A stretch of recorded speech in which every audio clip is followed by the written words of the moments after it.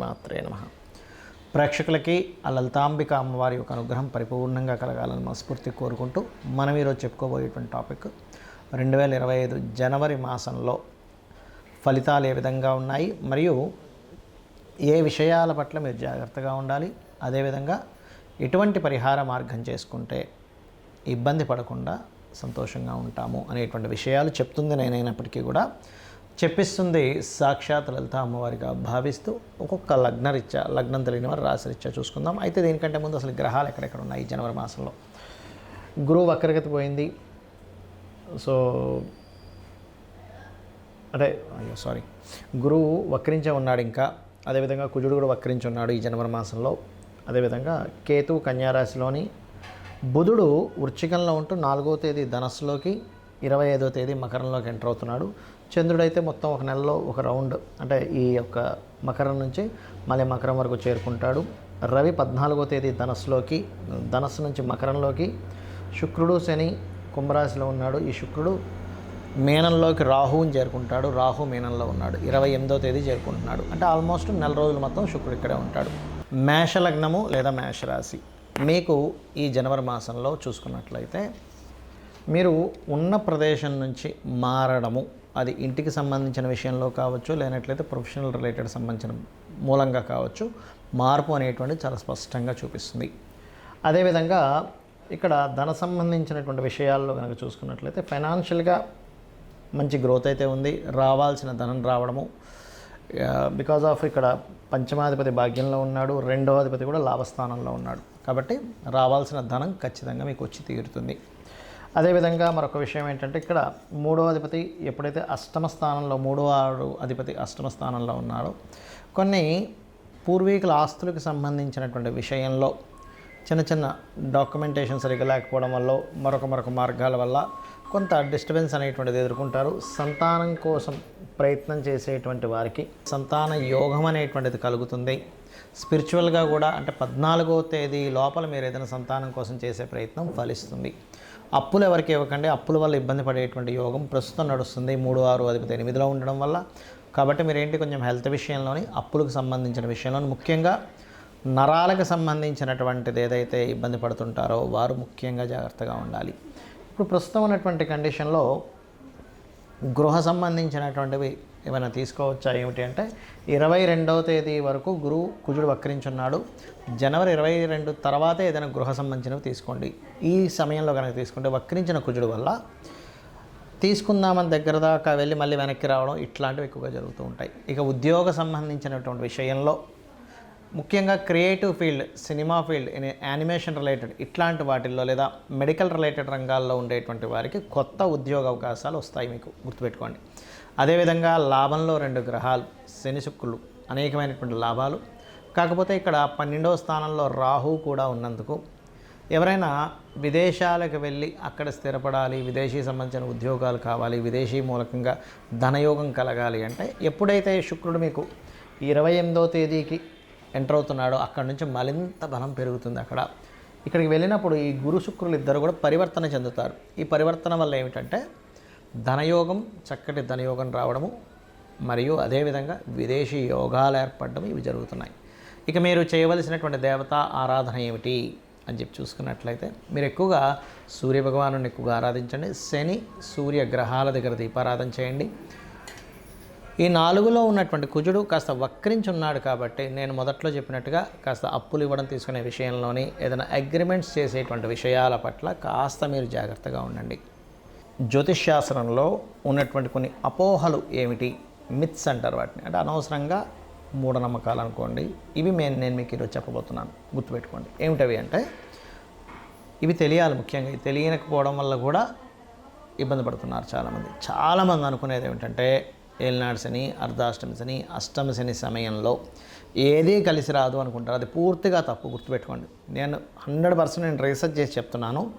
అష్టమ శని, అర్ధాష్టమ శని, ఏలినాడు శని కేవలం మీకు కొద్దిగా ఆలస్యము, అనుభవము, ఒక విషయాన్ని నేర్పేలాగా కర్మకారకుడు మీకు ఆ స్థానాల్లో ఉండి ఇస్తాడు.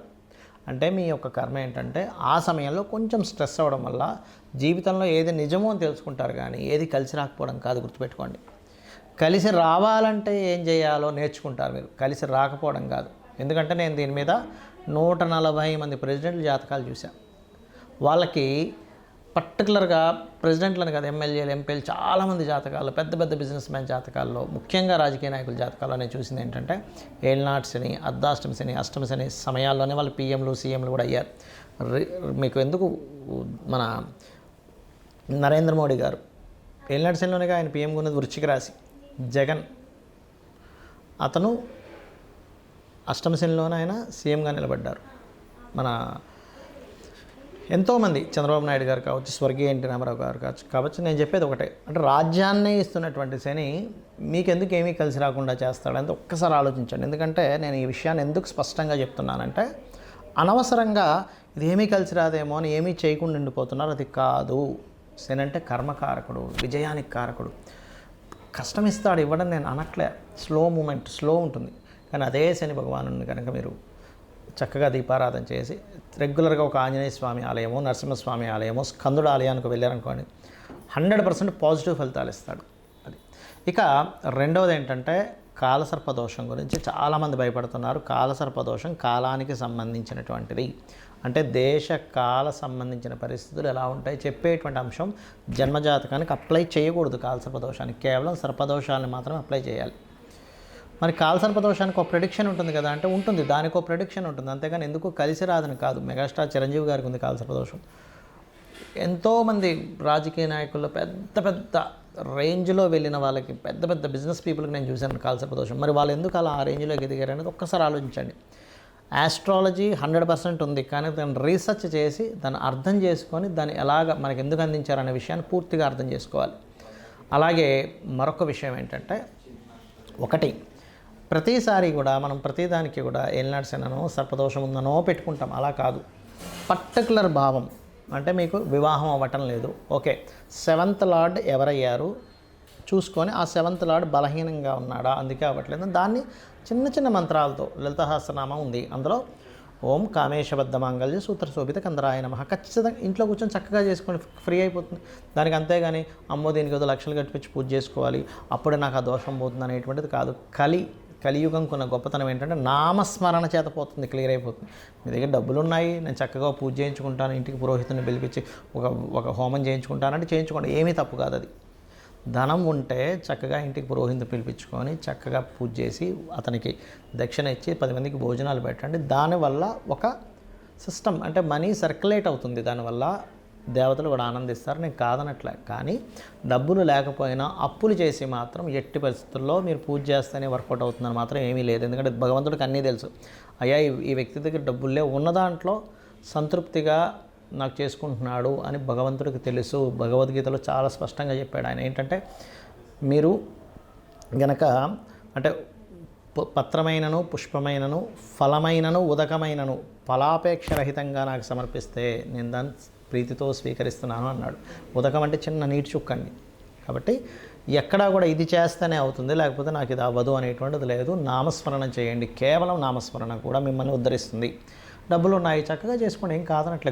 గో సేవ చేస్తారా, గోదానమే ఇస్తారా, పెద్ద పెద్ద హోమాలే చేస్తారా, యజ్ఞాలే చేస్తారా, మీ ఇష్టం. బట్ లేనప్పుడు మాత్రం అప్పు చేస్తేనే అవుతుంది అనేటువంటి మూఢనమ్మకం నుంచి బయటికి రండి ఫస్ట్ మీరు. అలాగే మరొక విషయం ఏంటంటే జ్యోతిష్యము, వాస్తు. చాలామందికి ఏంటంటే వాస్తులో కూడా వాస్తు అనగానే మొత్తం మీద పగలగొట్టేస్తేనే అది సెట్ అవుతుంది అనుకుంటారు. అలా ఏమీ లేదు. చక్కగా ఇంట్లో ఏ వస్తువు ఎక్కడ పెట్టుకోవాలి, మీకు సరైనటువంటి గృహం అవునా కాదా, అన్ని గృహాలు మంచివే, కానీ మనకి సెట్ అయ్యే గృహమే మనకు బాగుంటుంది. అది ఏ డైరెక్షన్ ఈజ్ మీకు మంచిది అనేటువంటివి కొన్ని సెట్ ఆఫ్ రూల్స్ ఉన్నాయి వాస్తులో. అది తెలుసుకొని వెళ్ళండి. అంతేగాని ఏదో వాస్తు బాగాలేదని ఇల్లు కూలగొట్టేసేయడం, మొత్తం గందరగోళం చేసేసుకొని లక్షల రూపాయలు దాన్ని ఖర్చు పెట్టేసి మళ్ళీ అది అప్పులో పాలవడం కాదు. వాస్తులో వెరీ క్లియర్లీ మనకి కొన్నిసార్లు మాత్రమే, అంటే ఈశాన్యంలో బాత్రూమ్ మాత్రమే ఖచ్చితంగా తీయమన్నాడు. మిగతా ప్లేసెస్లో ఉన్నప్పుడు చిన్న చిన్న రెమెడీస్తో దాన్ని మనం సెట్ చేసుకోవచ్చు. కలర్స్ ద్వారా సెట్ చేసుకోవచ్చు. ఒక వస్తువు ఒక దగ్గర ఉండడం ద్వారా సెట్ చేసుకోవచ్చు. మనం ఇంట్లో ఒక పని ఒక దగ్గర చేయడం ద్వారా సెట్ చేసుకోవచ్చు. సో ఇది అర్థం చేసుకోండి.